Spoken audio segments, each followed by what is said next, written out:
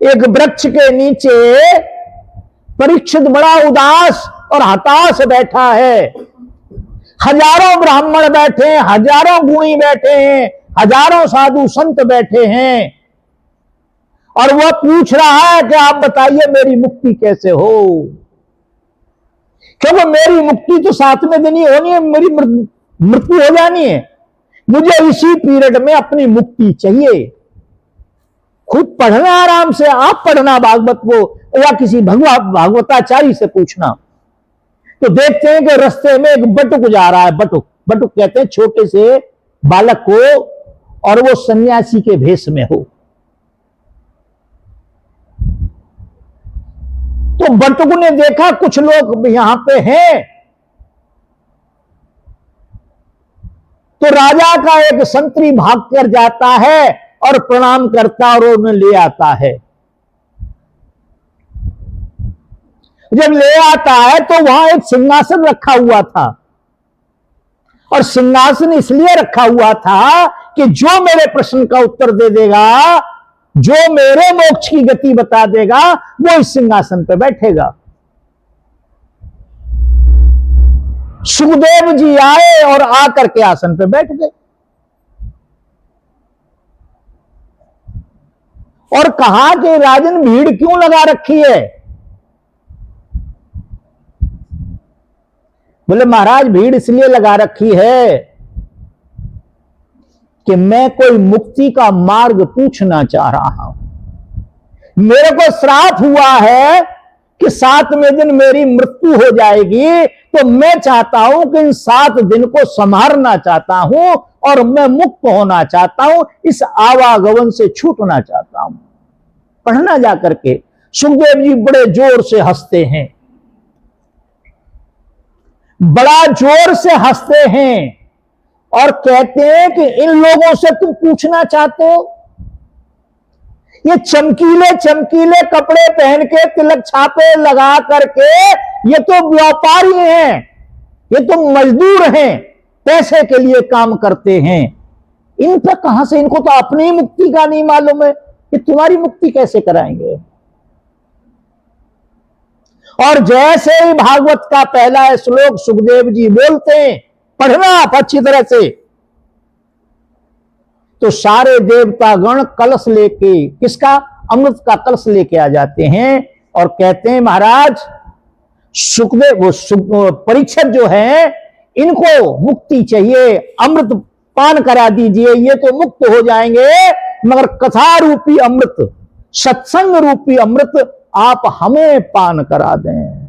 सुखदेव जी कहते हैं ऐसा नहीं होगा, ऐसा नहीं होगा। अगर आपको मुक्ति चाहिए तो आपको मनुष्य का शरीर धारण करके मृतलोक में आना पड़ेगा और फिर किसी संत की शरण में शरणागति करनी पड़ेगी। तब वो, उन्हें जब विश्वास हो जाएगा तब तुम्हें मुक्ति का मार्ग बताएंगे। और फिर आप क्या करना कि फिर आप भजन सुमिरन करना। क्या करना? भजन सुमिरन करना, तब तुम्हारा मोक्ष होगा। न तुम्हारे जीवन में पाप बचेगा और न पुण्य बचेगा, तब मोक्ष होगा। अगर पुण्य रह गया तो भी तुम्हें पुण्य को भोगने के लिए आना पड़ेगा, और यदि पाप रह गया तो पाप को भी भोगने के लिए आना पड़ेगा। एक संत कहते हैं, बड़ी सुंदर सी बात कहते हैं, पर मैंने बताया वो महात्मा वाली बात। रोज कहता शेर आ गया, शेर आ गया, शेर आ गया। यही गति हमारी संतों की हो रही है। कोई नहीं सुनना चाहता, इस लफड़े पचड़े में कोई नहीं सुनना चाहता। वो तो चाहता है कि पंडित जी को 500 की जगह 1100 रुपए दे दे, तुरंत ये हमारा काम कर दें, तुरंत हमें करोड़पति बना दें। पर हमारी मति मारी जाती है। अच्छा, मेरे पास पैसे बनाने की मशीन है, पैसा छापने की मशीन है, वास्तव में मैं एक रात में करोड़ों रुपए छाप सकता हूं, और फिर मैं आपसे कहूं कि तुम मुझे 1100 रुपए दे दो, ये मशीन को ले जाओ, एक हफ्ते तक खूब नोट छाप लो। भाई ये तो पागल आदमी भी जानता है कि जो करोड़ों रुपए रोज छाप सकता है, क्या 1100 रुपए मशीन देगा? देगा? अरे भाई ये पंडा पुजारी मुल्ला पंडित जो है ये बेचारे मजदूर हैं। हम मकान बनाने के लिए लाते हैं, वो दूसरी तरह के मजदूर हैं, ये दूसरी तरह के मजदूर हैं।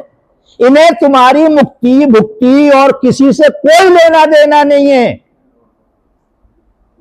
अब की तो मैं नहीं कहता, पहले सत्यनारायण कथा होती थी तो 6 केला आते थे, वो केले के पत्ते बांध के लगा देते थे ना। सबसे पहले वो जो पंडित था वो 6 केले थैले में जरूर डालता था कि कोई बीच में से कोई एक न खा ले उसको। खैर, तो एक संत हैं वो बड़ा सुंदर सी बात कहते हैं, शायद समझ में आ जाए तो।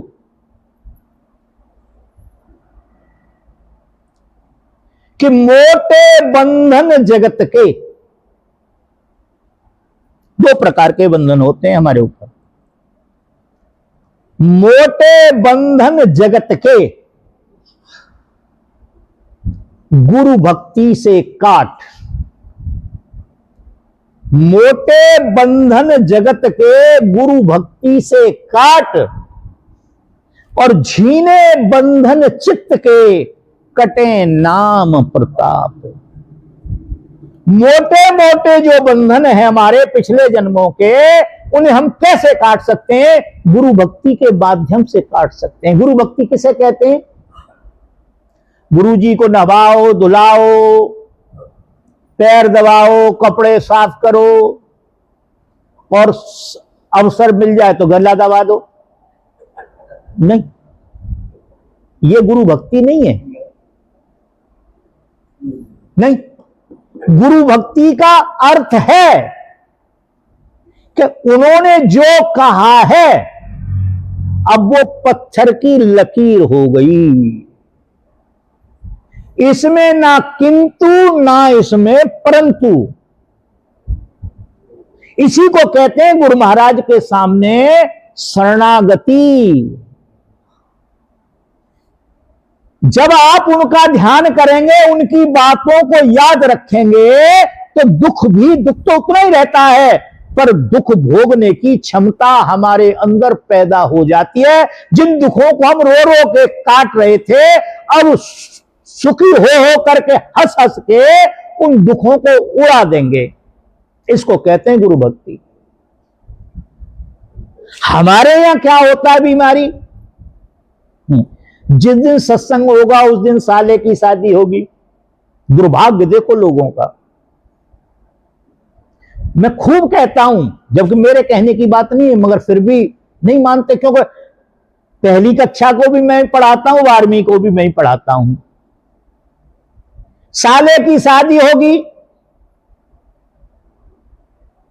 समदिन की लड़की की शादी होगी, जीजा के बाल उसी दिन उतरेंगे, है ना। कपड़े भी ज्यादा धुलेंगे, रिश्तेदार भी उस दिन ज्यादा आएंगे।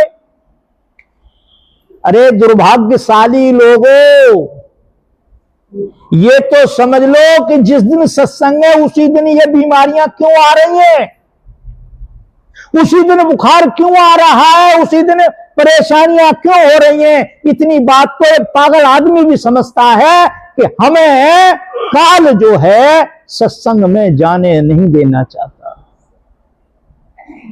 और एक बार सारी धाराओं को तोड़ के व्यक्ति आ गया तो फिर ये कुछ नहीं होगा, काम ठीक हो जाएगा सब। तो मोटे बंधन जगत के गुरु भक्ति से काट, और झीने बंधन चित्त के। झीने कहते हैं बहुत बारीक, जो दिखाई भी नहीं देते हैं। कहां है वो? हमारे चित्त के अंदर है। चित्त के अंदर अंदर रखा है चित्त। आप देखते हैं, अब कैसे पहचानेंगे चित्त कहां है? तो आज से 100 साल पुरानी बात